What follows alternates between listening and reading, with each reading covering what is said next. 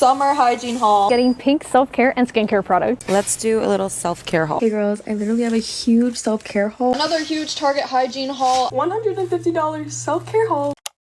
In the last year, I've observed an almost jarring uptick in self-care or hygiene-related content. And while debatably those are kind of separate categories, I've really seen them lumped together to include things like body wash, body scrubs, face masks, hair masks, etc. And I think this increased messaging surrounding self-care reflects a larger narrative that we've been sold in the last few years, that happiness or good mental health are things that can be purchased. You know, if you're unhappy with your life or a certain circumstance, that can easily be corrected by buying a sheet mask or a bath bomb. But this hygiene/self-care content has garnered an almost cult-like following for video styles like shop with me for hygiene products, shop with me for self-care, shower with me, beauty reset days. Like, there's a ton of content being produced under this umbrella. And while I feel like obviously an emphasis on proper hygiene and good mental health is a positive thing, I can't help but feel like we've made the conversation about consumption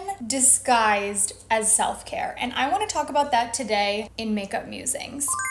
Okay, so as always, the products will be linked down below because we'll be mostly talking about the topic, less about the products, but I did start off with the Glow Recipe Watermelon Dewdrops. I feel like I'm getting pretty tan for me. This is like so tan. I feel like I've been outside so much this summer, but I started with those to add a little bit of a bronze so my face can match my neck, and then I went in with my Fenty Eaze drop. So self-care related products, any type of like personal care products, they are on the rise.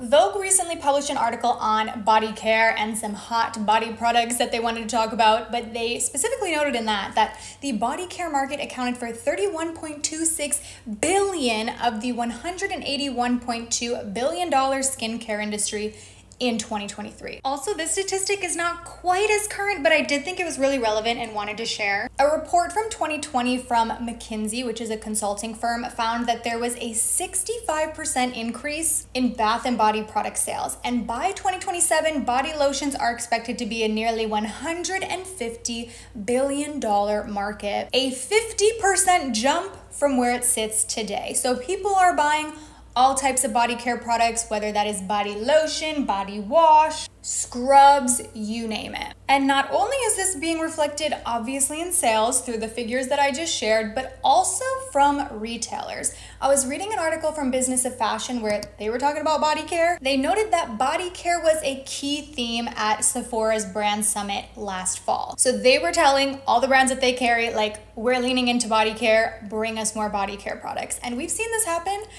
We watched Rare Beauty launch body care. Other beauty brands have started dipping their toes into other body-related products. Skincare brands are giving us more body care, you know, moving down from just the face. We've seen so many different body scrubs, like different KP scrubs, bringing active ingredients to other parts of our body besides our face. So whether that's like a body lotion with retinol, a body lotion with vitamin C, all of this being driven by a huge push from consumers. And when we talk about viewing habits in terms of like the type of content that people are consuming, words like self-care and hygiene are way up in Google searches. I was looking up on Google search trends. I looked up self-care haul in terms of YouTube searches, and it was pretty much nothing until around 2018 when it exploded, and it has been going up ever since. The search term everything shower, you know, the shower where you're like shaving, exfoliating, washing your hair, doing everything.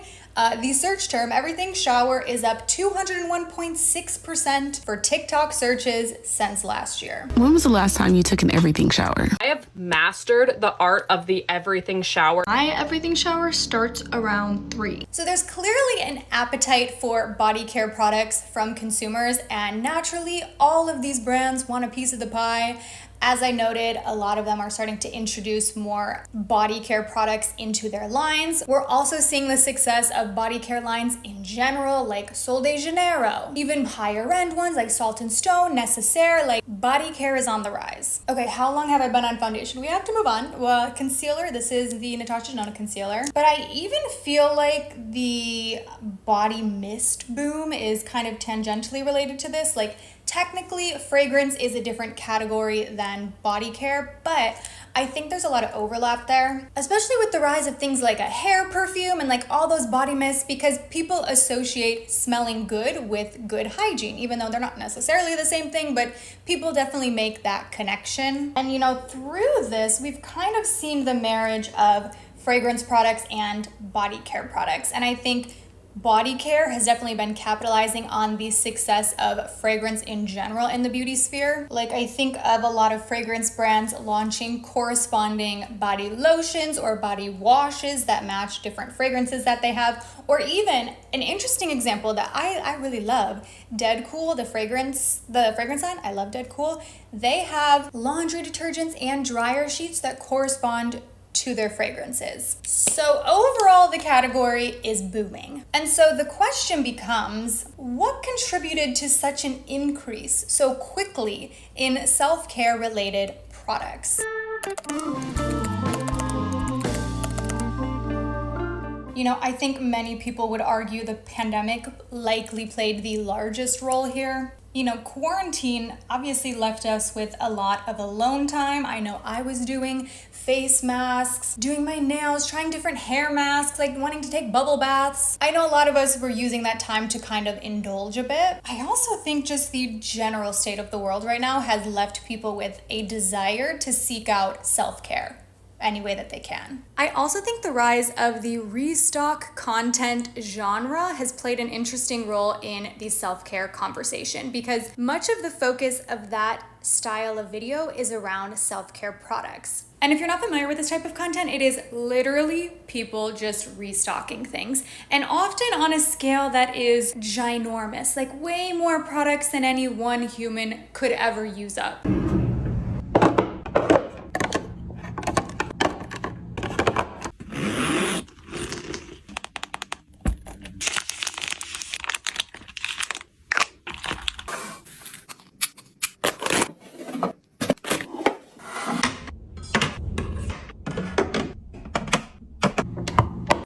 And I think the popularity of that type of video largely contributes to overconsumption in the self-care realm. By suggesting that self-care is something that you need to buy into, it is something to be purchased. But therein lies the problem. You cannot buy happiness or good mental health in the body care aisle of Target, as much as these brands want to convince us that you can. You know, consumable products might serve as a temporary band-aid, but I think viewing them as the only form of self-care or even the main form of self-care is a little dangerous. Especially when I consider a lot of the language that's used in self-care related content, whether that's coming from influencers, whether that's a magazine article, or even an advertisement from a brand. They speak about self-care beauty maintenance as the end-all be-all to cure life's problems. And don't get me wrong, a lot of these activities absolutely can serve as self-care. Do I feel refreshed and revived after doing a face mask or doing my nails or doing a hair mask? Yeah, absolutely. But I think it's unfair to suggest that the only means to happiness is through consumable goods, because at the end of the day, that's not sustainable. It's not sustainable, A, financially, but B, even physically with your time. You know, if we're considering the financial perspective, naturally these things are costly. When I'm watching these like hygiene or self-care hauls, I don't even know how the numbers are adding up that fast. They're like, I spent $1,000 on hygiene at Sephora. This is what I spent on beauty maintenance in the month of May. Total was $8.98. I do 1 syringe of lip filler yearly. I do full face toxin about every 4 months. This is so much stuff. Annual total for all of these procedures comes out to over $7,000. It is my favorite week it's maintenance week, so I'm going to take you along to all of my appointments. Okay, so I just did the math. So for this maintenance week, I spent $155 for all of my maintenance things. That's before the tax and tip. I have just done a budget plan where I look back on everything I've spent on beauty this year, and I'm genuinely horrified. The total is £11,970. And granted, a lot of that is for the sake of the video and for the entertainment for the viewer. Maybe that's not reflective of what the average person is spending on self-care. But I still think that speaks to just how expensive self-care is now becoming. And again, I'm putting that in air quotes because I don't think this is what equates to self-care. There's even one trend I've observed getting pretty big on the internet where people will talk about their maintenance day or like a full self-care day where they'll just like knock everything out at once. You know, go get their hair done, get their nails done, go get a spray tan, go get like whatever their self-care routine consists of. They'll do it all in one day. They'll call it their maintenance day. And then they'll share like the total. This can be like $1,000 day to go have all of these beauty services done in the name of self-care. But even if it was sustainable from a financial perspective, it's not necessarily sustainable through a perspective of your time and your energy. Like when I think about all of these self-care routines I will watch on the internet, they are extensive. I was watching one, I just saw one yesterday. This girl was doing, I'm not super familiar with this. I don't know if it's effective. I don't know much about it, but she had this, she was like scraping the back of her legs and she said it's great for cellulite. And tell me why at first when I saw that, I was like, oh, should I start doing that? And I'm like, Kelly, no.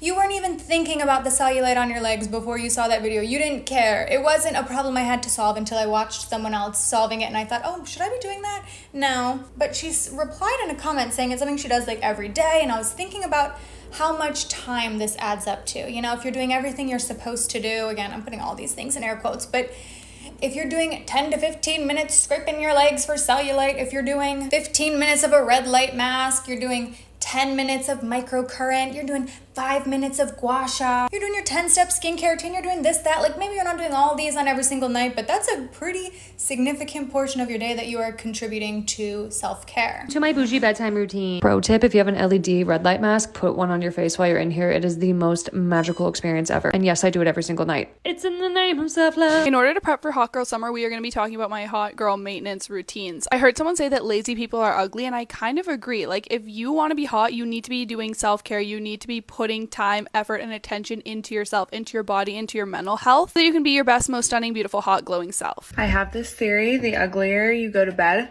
the more self-care has taken place. Okay.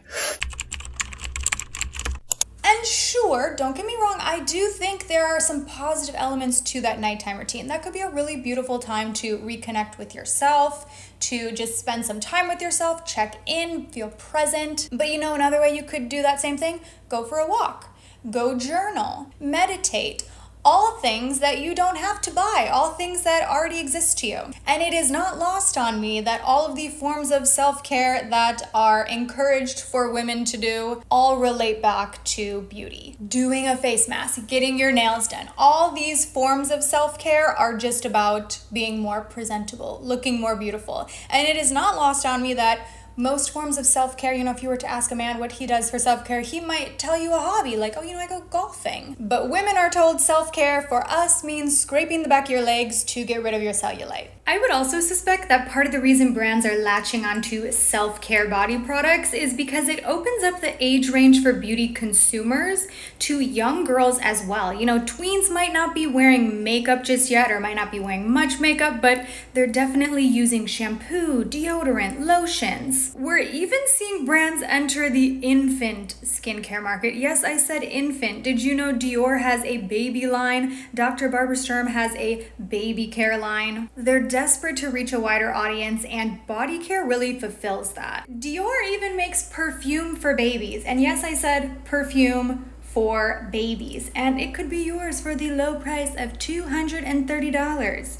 Your baby could smell like a Dior baby. It is supposed to be an alcohol-free formula specifically designed for babies. What need does a baby have with perfume? I do not know, but it exists. But even when I think about hygiene in this conversation, because like I said, I see these phrases, the words used interchangeably like self-care and hygiene.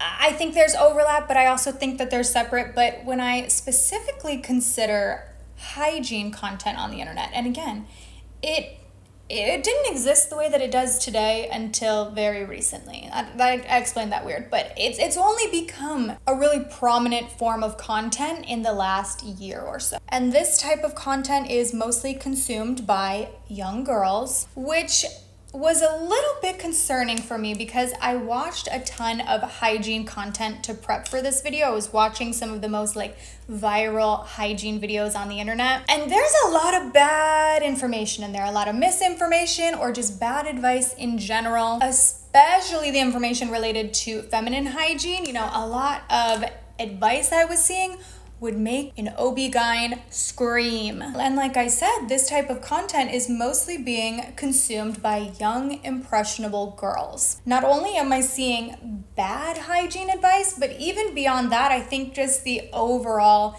tone of the videos. I'm generalizing here, but a lot of them were really presented as like, you know, you're dirty. And I think even that messaging is really alarming to be sending to young girls, young impressionable girls. Having body hair is natural, it is not dirty. Having acne is human, that doesn't make you dirty. And that's not to overlook creators that are making good and valuable content around hygiene or self-care. They absolutely exist, but I think we need to be really careful about the language that we use when we talk about these topics, considering how young the audience generally is. For blush, I'm going obviously for a bit of a sunburnt look, though I am like dripping in sweat right now. It has been so hot here recently. I don't know about where you live, but it has been humid and hot every single day for the last couple of weeks. So I feel like I just keep powdering, and even my best powders are no match for this heat wave. But for blush, I ended up layering two. So I'm wearing the Make by Mario Soft Pop Blush in Soft Peach. I've really been liking this shade. But then I added a little bit of this e.l.f. Primer Infused Blush in the shade Always Cheeky.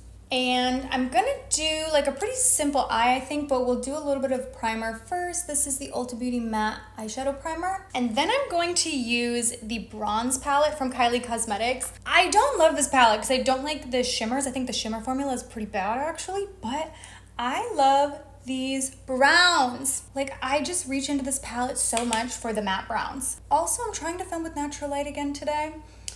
I'm filming a little bit later in the day though. That's the tricky part about natural light. You have very limited time that you can utilize it, whether it's raining or cloudy or just no longer the middle of the day. And I feel like it's been getting darker and darker as I've been filming, so I've been trying to adjust a little bit. Now in that same palette, I'm going to take this more medium, like warm brown, and just smudge that along the lash line a little bit.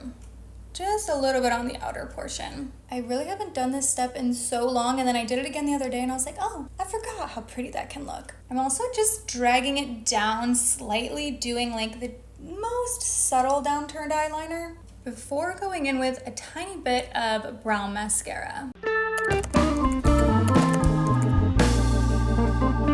And I think the moral of the story here is that you cannot buy good mental health. I wish that you could. I wish that it was on the shelf at Target next to the body scrubs. But self-care is not something that we can consume, unfortunately. Even though the messaging that these brands want us to receive would suggest otherwise. And that's what's given me so much pause about the rise in self-care related content. Because it's presenting this lie where the only thing standing in between you and achieving your dream life is an extensive and expensive monthly beauty maintenance routine, or a 10-step skincare routine every night before bed, or 15 minutes with a red light therapy mask. And these might all be enjoyable things. Don't get me wrong, I love to indulge and pamper myself, but I've been troubled to see this equate to the only or the most important form of self-care. Sure, perhaps it's part of it, but this should not be our first line of defense to attempt to solve all of life's problems with beauty treatments, when there are actually a lot of other more effective and simple tasks that we could be doing to better ourselves. For lip liner, I'm starting with Nude Beige from NYX, and then taking a little bit of Truth or Bare from e.l.f. Before we go in with this, I haven't used these in a while, the Tarte Maracujá Juicy Lip Plump in the shade Peachy Beige. Okay, maybe a little more blush actually. And I want to be clear that I don't mean for this video to demonize beauty-related self-care. You know, much of this is normal and necessary. A lot of these are daily parts of our routine. Like, yeah, I'm gonna be taking a shower, so why not make it more enjoyable? Why not make it an experience, a time to be reflective and intentional and calm? But I just don't like the dialogue I've seen around it lately, because I feel like we've been conflating consumerism with self-love, and they're just really not that connected. But I hope you enjoyed today's video. I will have my full Makeup Musings playlist linked below, and I will go ahead and see you in my next one. Bye.